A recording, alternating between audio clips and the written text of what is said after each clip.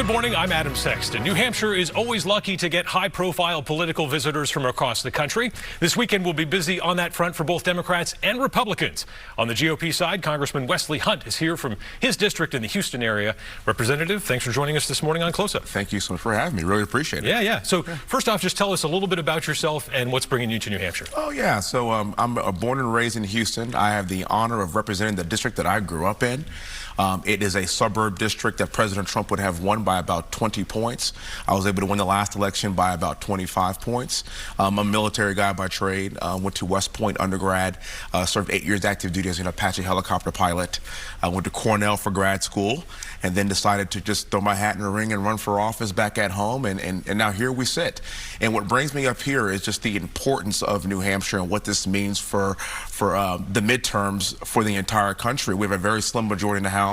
Obviously, we have a few seats of a majority in the Senate, and this is really where the rubber meets the road, is right here in New Hampshire, and we have got to hit the ground running, and guys like me have to come up here and start riling up the base, because we're going to be in for a knife fight in the phone booth coming up here in the next year. Yeah, what is the message for Republicans? We know that tends to be the party in power in Congress and the White House has a harder time playing defense in the midterms. So what's a winning message in 26? You know, if you would have asked me a couple of months ago, would we have a shot at keeping the midterms, I would have said probably not, because traditionally it does usually flip-flop. But if you're looking at what the Democrats are running on, they're running on just the message that Trump is bad.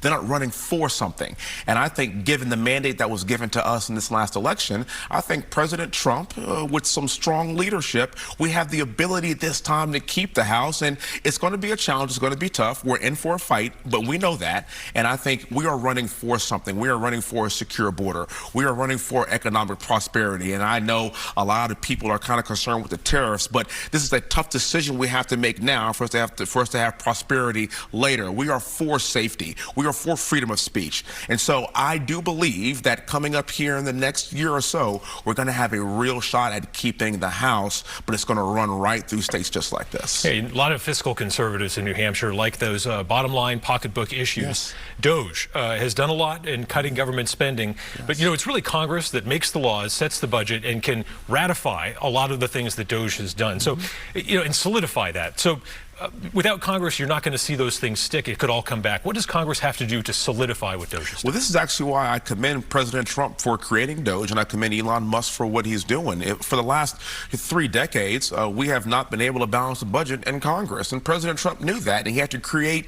DOGE to basically, unfortunately, do our job for us. And that's unfortunate, but now that we have set the precedent on what we can do to actually find and cut wasteful spending, the rubric is now there. It's up to us to codify it. And I think we're going to be able to do that over the course of the next year. I think Speaker Johnson has dedicated himself to this. I think we have a strong leader in President Trump. He has already set the rubric, and now we have to just follow it. And again, we haven't done this in Washington, cut anything in decades. So the fact that DOGE exists, it means that we have got to follow behind the strong leadership of President Trump. Elon Musk said he would cut $2 trillion, then $1 trillion. Now we're looking at maybe a few $100 billion. Some analysts are saying, with all the firings and rehirings, the lawsuits, that in the end, this could be not a net savings, but a net loss for the government with DOGE. This is some analysts. So I'm sure you might dispute some of that. Of course I do. Wouldn't it have been better for the Congress? I know you're saying they hadn't done it. The Congress has the power, right? Shouldn't have you guys have taken the lead from the beginning on this? With a few seat majority, again, this is the problem, actually. This is why it's called the swamp. It's been that way for years. What we do is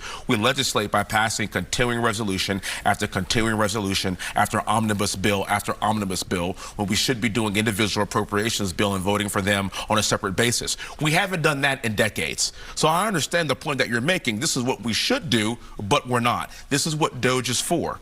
And then now we have to get back to regular order. Now we have to start understanding that, look, we can't continue to spend like this. We are $36 trillion in debt. We are running an annual $2 trillion deficit. This is not sustainable for this country or for the world. And so, look, I understand that it's going to be tough. In order to make an omelet, you got to crack a few eggs, but we're doing it. the fight against DEI. This is something that I think a lot of voters generally support. I think it's fair to say, though, there are some people who maybe get a little too excited about this, if you know what I mean, looking at these things. You know, we saw the Pentagon take down the web pages for the Tuskegee Airmen, Jackie Robinson, you know, the first Major General African-American to receive the Medal of Honor out of the Vietnam War. Then they restored those things, you know, only after the public outcry when it came to light. Where do you draw the line between making sure there is meritocratic policy and not necessarily sidelining or erasing very important history? So one thing that I always talk about is my district back home in Houston, Texas. It's a white majority district overwhelmingly, and against a district that President Trump would have won, you know, by 20 points. And so I've been black my entire life. And I won this district because I'm literally being judged not by the color of my skin, but by the content of my character. This is the America that we live in today. My great-great-grandfather was born on a plantation. 3 of his great-great-grandchildren, not just me, but my brother, sister, and I, all went to West Point. We all served our country. We all earned advanced degrees, and I am a United States congressman in a white majority district. Those are my thoughts on DEI. I do not want to be judged by the way I look. I want to be judged by my grit, hard work, acumen, determination, and then that's how I want people to view and judge me, not just because of the color of my skin. And let me tell you something. I am a veteran. I'm a father. I'm a husband. I'm a follower of Christ. I'm a very, very, very proud veteran, very proud of this country, and I'm also proud of being black. But I want the color of my skin to be far, far further down the list of my merits than anything else. And that's why I really am proud of the doing away with the DEI initiatives, because, again, I don't care what you look like. Who's the best? Who wants to put in the work? That's what this country is all about, a meritocracy. Speaking of job performance, a lot of veterans were excited when Pete Hegseth was nominated for Defense Secretary. A little bit of a rocky tenure so far. Do the repeated missteps with information security, all of these reports that have been coming out, make you worry at all that he could become a liability for the Trump administration and active duty service members? Oh, no, he's going to be fine. And this is, you know, this is kind of the issue. You know, we have growing pains and you choose people outside the box.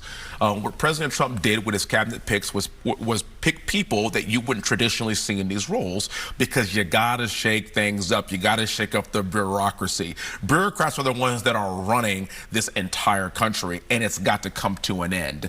And so obviously, you know, when you don't have a 4-star general that's been a part of the system for decades, that's not in this position, obviously there's going to be a few missteps here and there, because maybe there's something that needs to be learned. But at the end of the day, Pete Hegseth is not married to the bureaucracy. He's married to the prospering of this great nation, the prospering of our military, getting back to war fighting, not talking about color and DEI, getting back to merit, and that's his focus. And again, bit of a rocky start, but again, we're gonna be just fine. Your name has been floated as a possible Secretary of Defense. You know, if President Trump called on you, would you serve? President Trump he actually called me a couple of days ago because he put me on the West Point Board of Visitors, which is an honor, and I'm very, very appreciative of that. And to answer your question, if President Trump calls me to serve in any capacity, my answer will always be yes.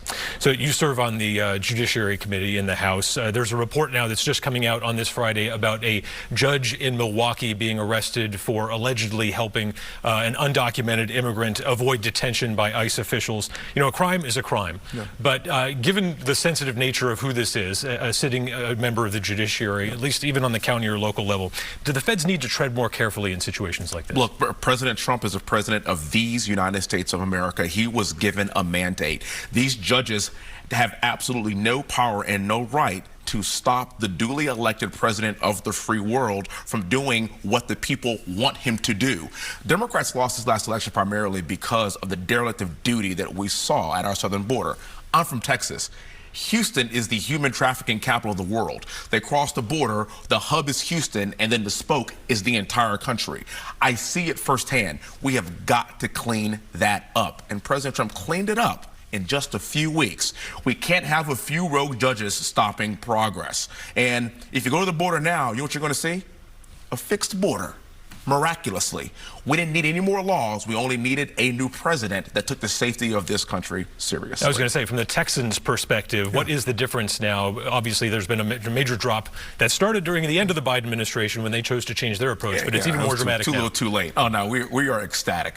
We feel safer. Our children are safer. Our homes are safer. I mean, you know, you look at the names like Jocelyn Nungary and a lot of these young girls that have, young women that have been killed by these illegal immigrants that had no business being here. there in the first place. And you look at how we have been able to take care of this expeditiously and do it in a manner of putting American citizens and American safety and our sovereign southern border, which is the federal government's #1 role, is to keep our citizens safe. President Trump got that message from the American people. He has executed on that flawlessly. I know you mentioned tariffs earlier as part of an issue that could come up in 2026. Yeah. Do you think they're going to have enough time to work to do what the president wants them to do by the time folks like you are facing re-election? Of course.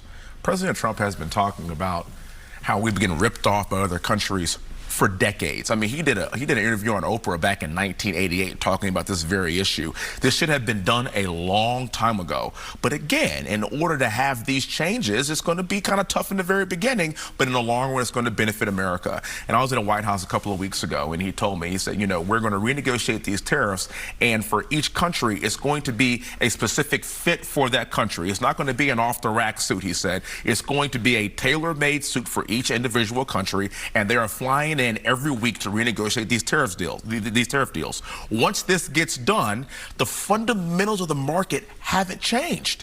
You have a president that just wants free and fair trade. Once we are done with these deals, the fundamentals of the market kick back in, and I think we're going to be just fine. But we have to do it now. We have to do it early. So by this time next year, we've actually renegotiated all these deals. And at that point, our market's going to be in a very good place. But I'm glad he's doing it. And he's the only one that has had the courage to do it. All right, going to sneak one more in here before we wrap up? Of course you can. You going to run for U.S. Senate? We are going to see how this pans out. Right now, I have the best district in Texas. CD38 is my home. It's where I was born and raised, and I absolutely love it. But if opportunities present themselves that would make it palatable for me to run, I will absolutely consider it. All right, Congressman Wesley Hunt, it's been fun. Thank you so much. Hopefully we see you back here again someday. Of course. Thank you very much. God bless you. Thank you. All right, and we'll be right back with the New Hampshire Democratic Party Chairman, Ray Buckingham. Stay with us.